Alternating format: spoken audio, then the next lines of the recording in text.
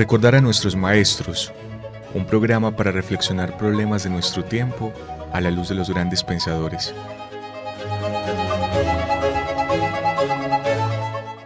Dirección: Carlos Mario González, profesor de la Universidad Nacional de Colombia, sede Medellín.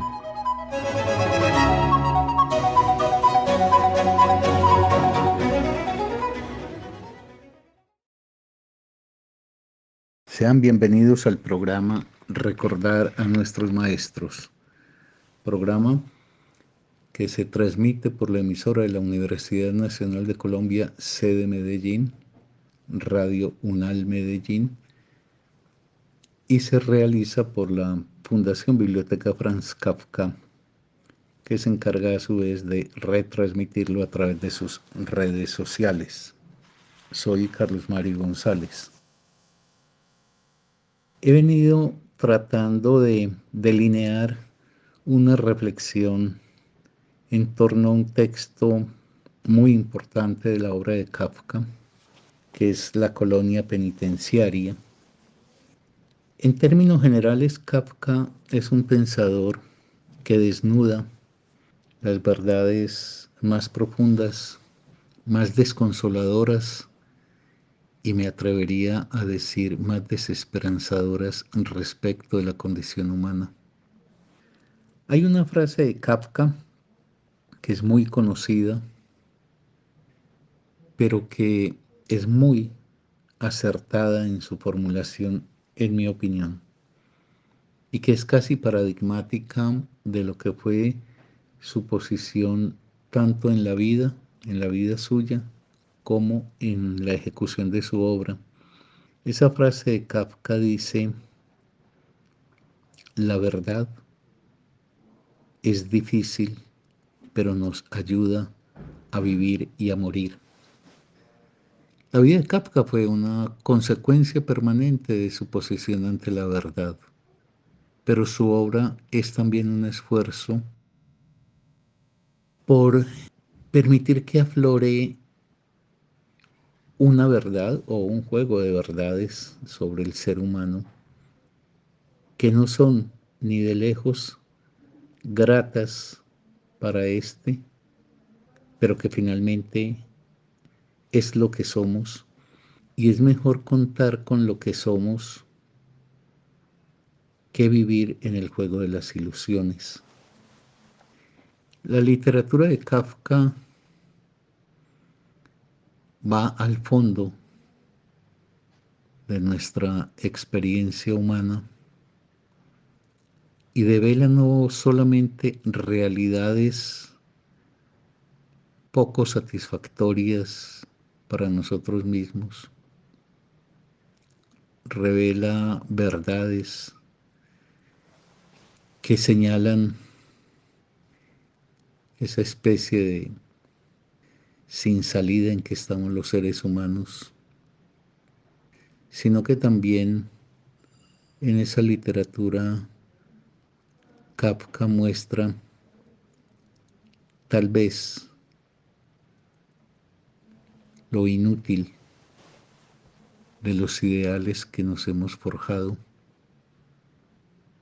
Y podría decir que de su literatura deriva una lección, y es la de saber en qué mundo estamos, cuál es el mundo posible que podemos hacer los seres humanos, qué criatura constituimos nosotros y particularmente en la vocación que tenemos por la impiedad, por la crueldad, por la maldad, en la insensibilidad que nos corroe, en la tendencia a organizar las cosas sin consideración alguna de los efectos sobre el otro o en generar una verdadera estela de sufrimiento y de dolor sin que aparezca un freno que nos permita contenernos en esa propulsión a ese goce destructivo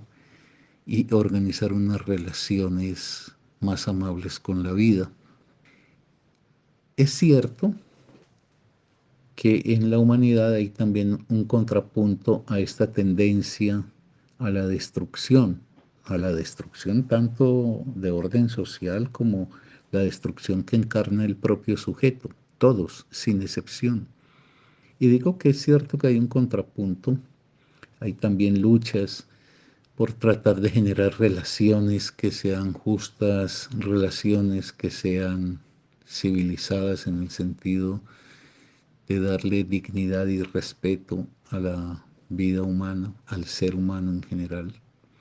Y no puedo dejar de mencionar eso como algo muy importante en la dinámica de la historia.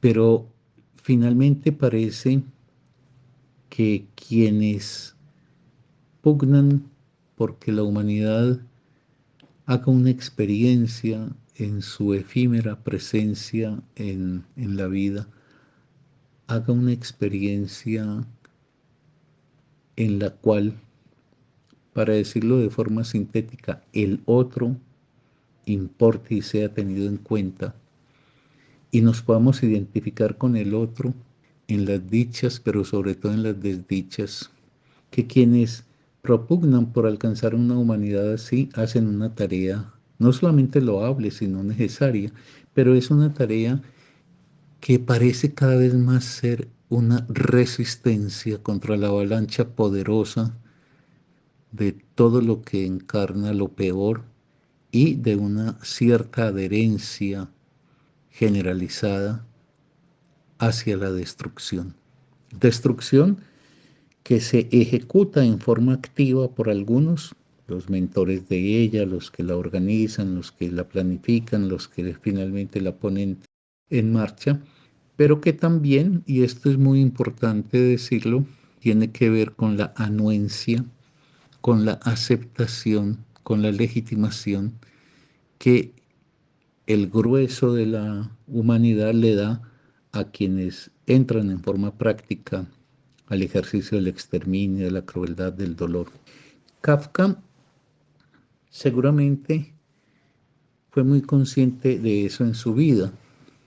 De hecho, yo tiendo a pensar que la vida de Kafka fue un intento de plasmar en la existencia concreta de él como individuo esos contravalores a los valores que él veía que regían a la humanidad y que regían en particular la sociedad que a él le tocó vivir, que es la sociedad nuestra.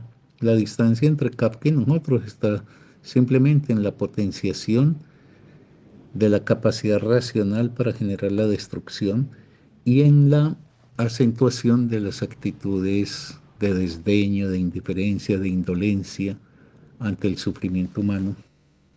Ahora, la reflexión de Kafka a través de su literatura desentraña eso, muestra que ese es el fondo nuestro, que no hay entonces una humanidad regida por el bien, tampoco es una humanidad entregada al mal, por eso he dicho que hay formas de resistencia, esas formas hay siempre que valorarlas y reconocerlas, hay que seguirlas promoviendo, pero el panorama de conjunto pareciera indicar que es una lucha en la cual la ventaja, y quizás cada vez más notoriamente la tiene todo aquello que empuja hacia la destrucción del individuo, la destrucción de la sociedad, la destrucción del medio ambiente o en general del planeta, etcétera. La colonia penitenciaria es un relato de Kafka hecho con toda esa magistralidad de su escritura, escritura sencilla, clara, compleja e insólita en lo que describe, pero en esa insolitez de lo que él describe subyace una verdad que es común. Creo que la maestría de Kafka está en mover las piezas de tal forma que emerja lo que mantenemos oculto o subyacente, pero que nos constituye y que es un mentiz a la forma apariencial con que existimos. En la colonia penitenciaria, que también he de decirlo, es una lectura de los rasgos caracterizadores de una época que ha acentuado mucho las expresiones de dureza para con la vida humana, no solamente en el ejercicio de la violencia física como construcción, ingenio e invención de la destrucción literal del ser humano, por ejemplo, la producción de la muerte, sino también en el tipo de relacionamiento que tenemos en donde los seres humanos habitamos cada vez más en sociedades masificadas, donde somos anónimos, pero donde en particular lo que está trunco son las relaciones de comunicación y las relaciones de identificación entre los seres humanos. Es ahí donde anida la impiedad contemporánea. La gente padece como si fuera una cosa insuperable, y probablemente es que es insuperable, de una soledad aterradora. Y cuando digo soledad no quiero decir aquel individuo que decide por conveniencia para una mejor realización de su destino no contraer, por ejemplo, vínculos que lo liguen de forma definitiva en el campo del amor, por ejemplo, a una pareja. No estoy refiriéndome a ellos, estoy refiriéndome a la soledad del abandonado, a la soledad del que no tiene a quién hablarle y sobre todo no tiene quien le escuche. En otras palabras, la soledad del que no tiene con quién conversar. Y más o menos avanzamos en esa soledad, en esa incomunicación, en ese desinterés por el otro. Uno se puede preguntar, sin que esto sea patético, ¿a quién le importa uno? O a quién le importa cualquier otro ser humano, pero le importa de forma decisiva, de forma fundamental.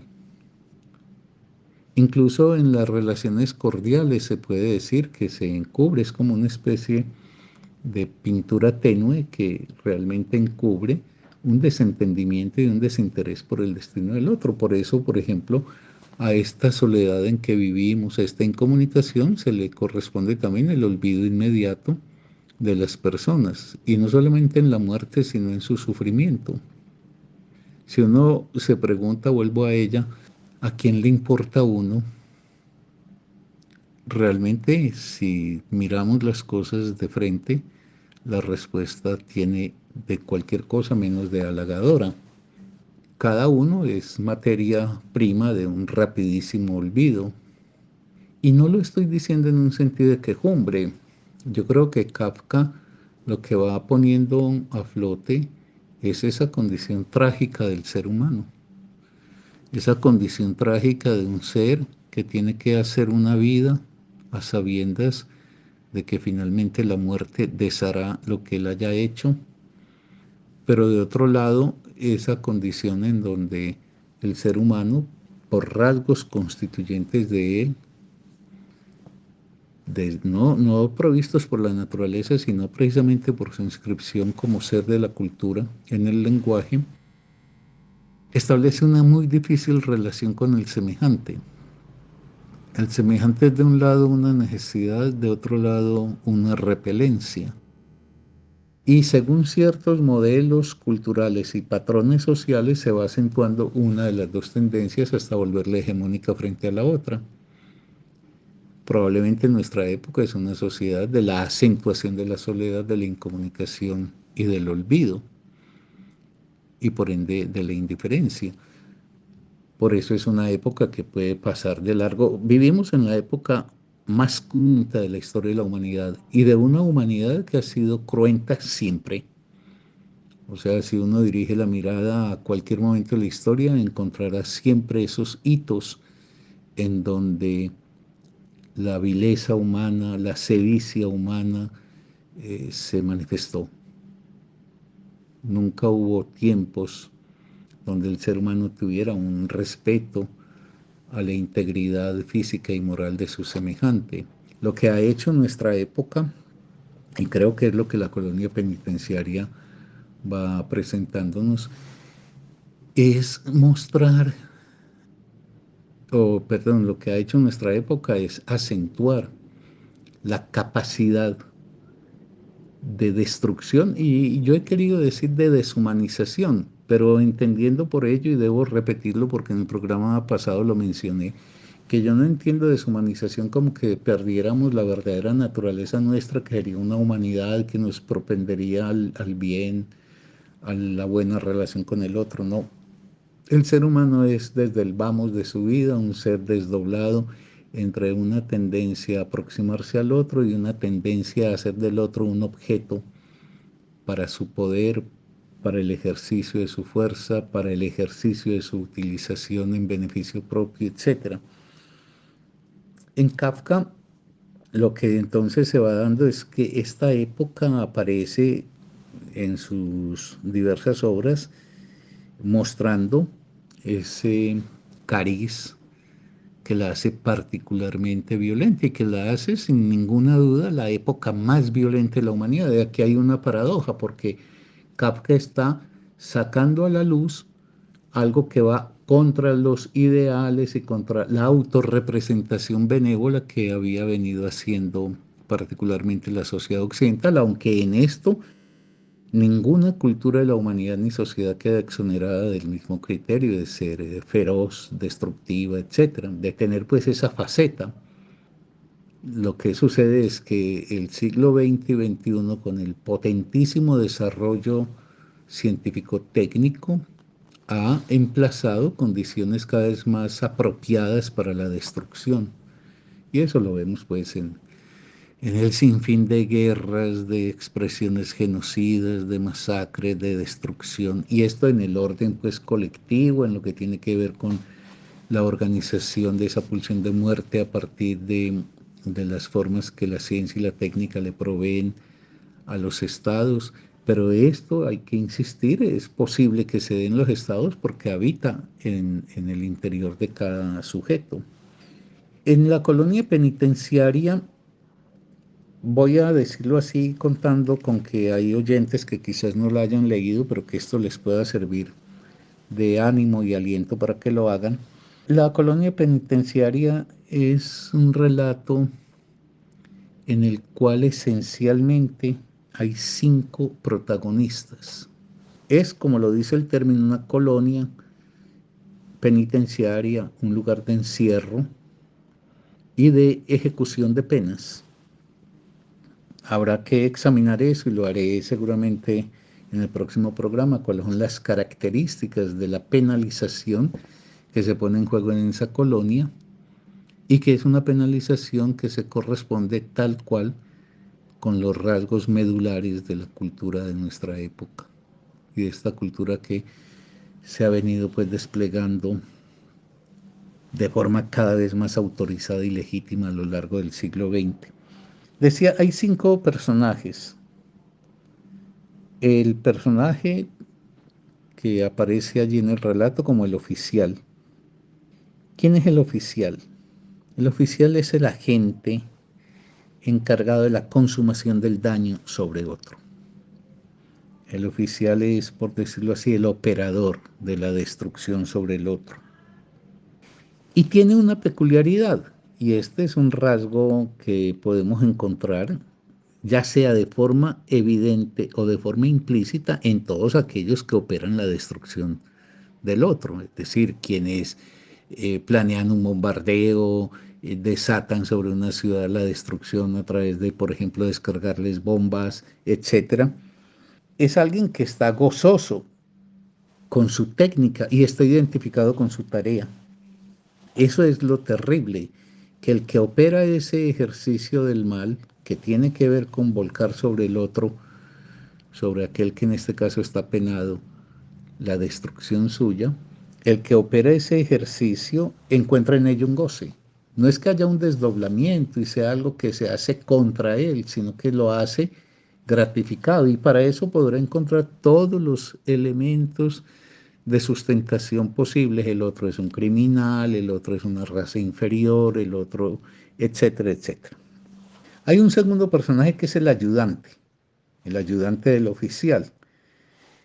Es alguien que le ofrece un respaldo acrítico al oficial en lo que tiene que ver con la operación del daño.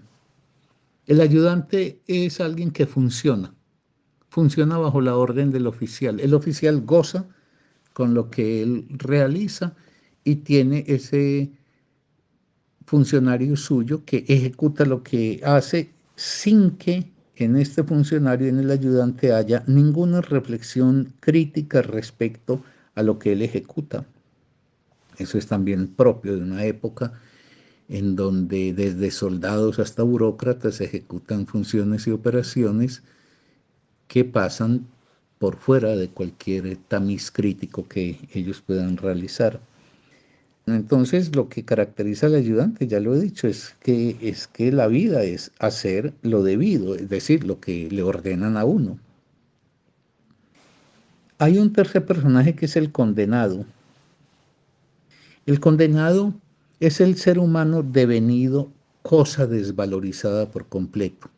Yo no tendré tiempo, pero me hubiese gustado mucho poder aprovechar la oportunidad para conectar la colonia penitenciaria con la reflexión, ya lo mencioné en un programa, de, de la nuda vida, la reflexión de Giorgio Agamben, porque es la vida desnudada completamente de cualquier forma que le dé un escudo, un blindaje, una protección, un cuidado, etcétera. Es la vida en el desvalimiento completo.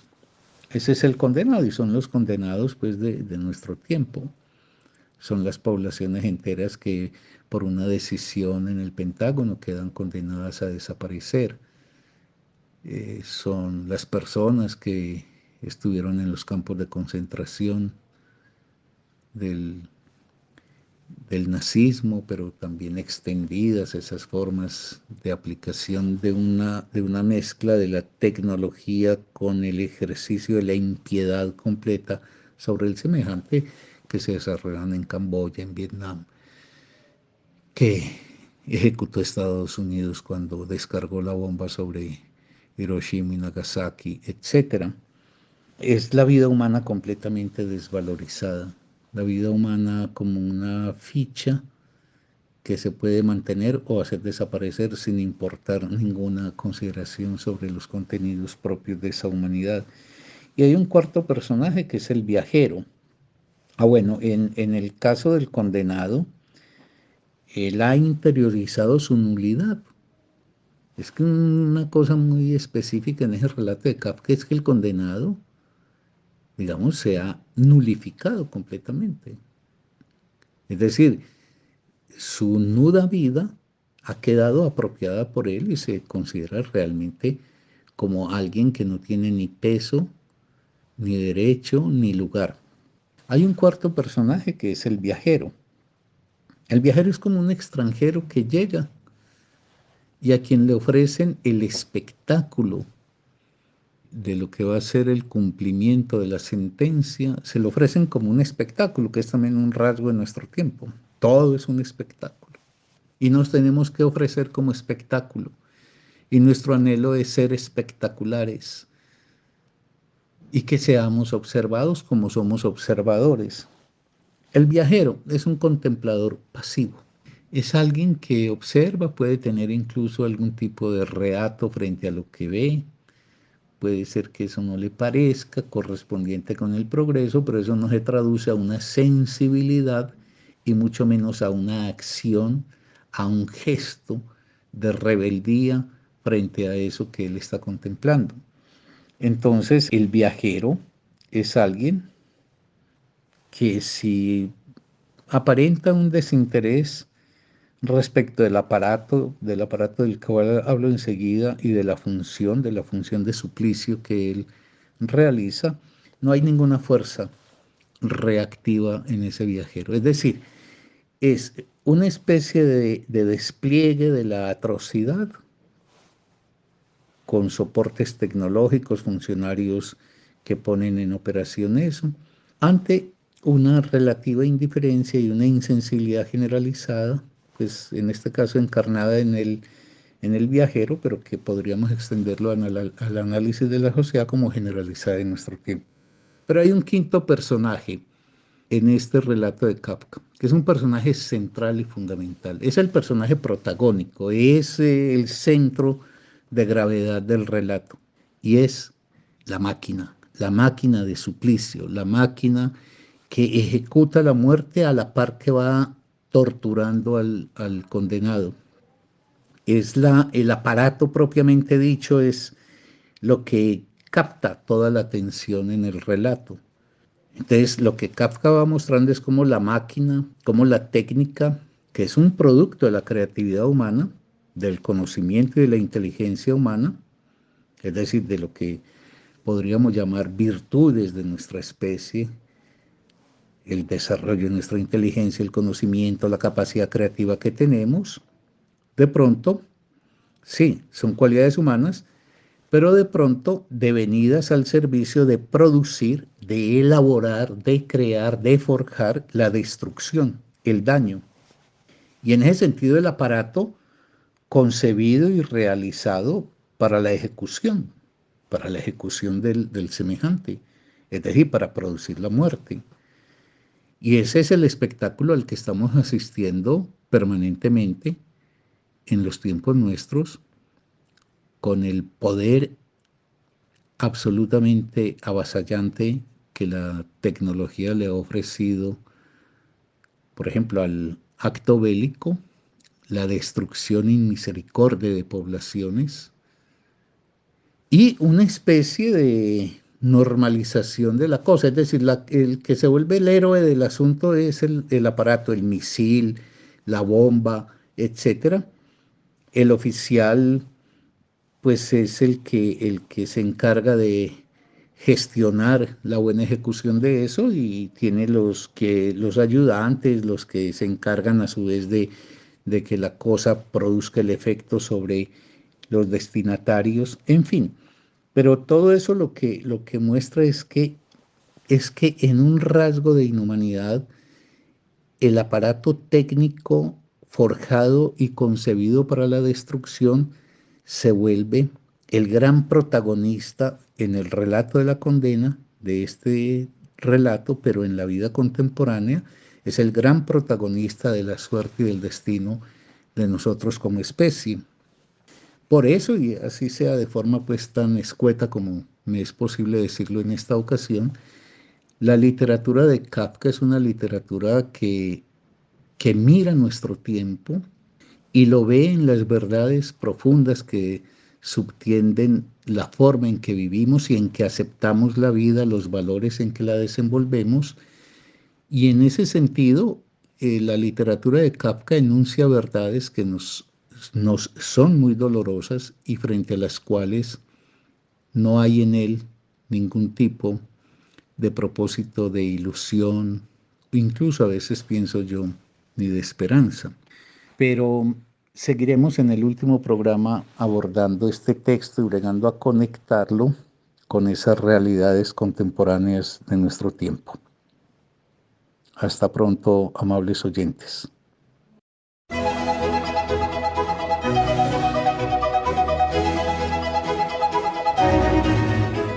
Recordar a nuestros maestros, un programa para reflexionar problemas de nuestro tiempo a la luz de los grandes pensadores.